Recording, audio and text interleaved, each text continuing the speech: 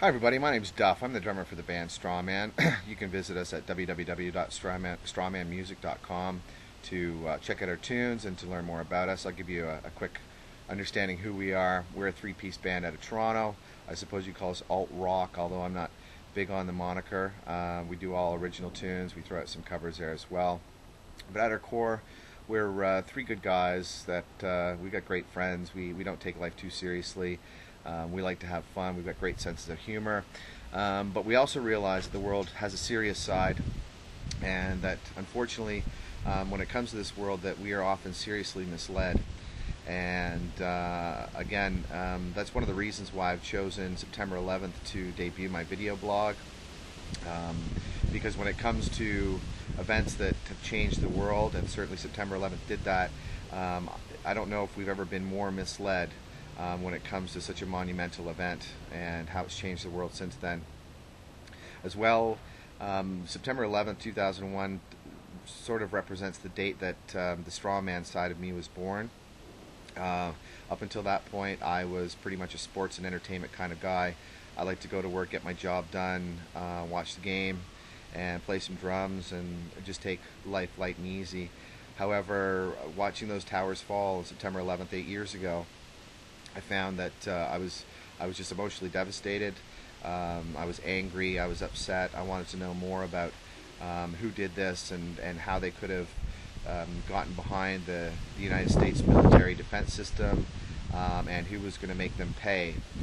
And the problem is that once I started investigating more into the 9/11 attacks, I found less and less that the official story was true, and more that the facts were specious at best and sometimes flat out lies, and there were misleading statements going on all over the place.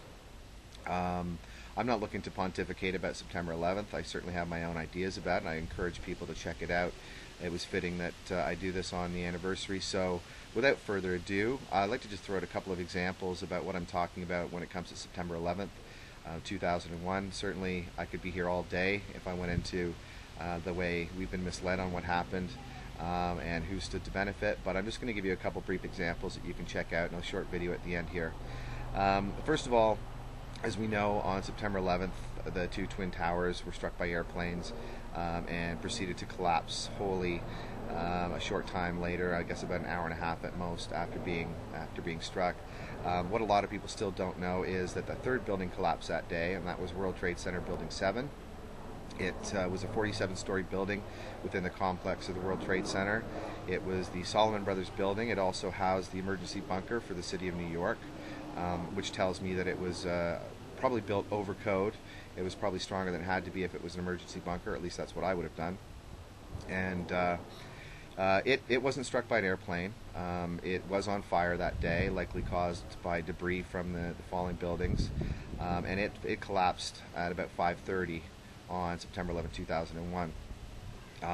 What makes this interesting, and again, I realize, and I'm no expert, but I realize that the World Trade Center towers were struck by airplanes, and those are extreme circumstances. Even giving the benefit of the doubt that that hadn't happened, I should note that the architects who designed the World Trade Center building had designed them to withstand strikes from airplanes.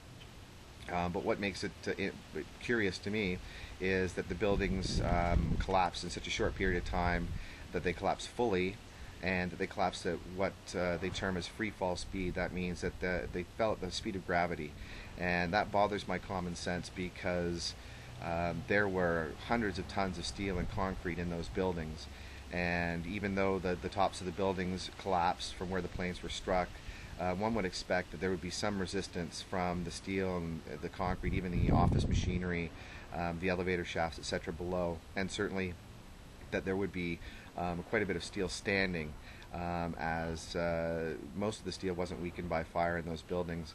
And then again, World Trade Center 7, it was not struck by any airplane. There were fires. There's some controversy as to how strong those fires were, but it did burn for hours before collapsing.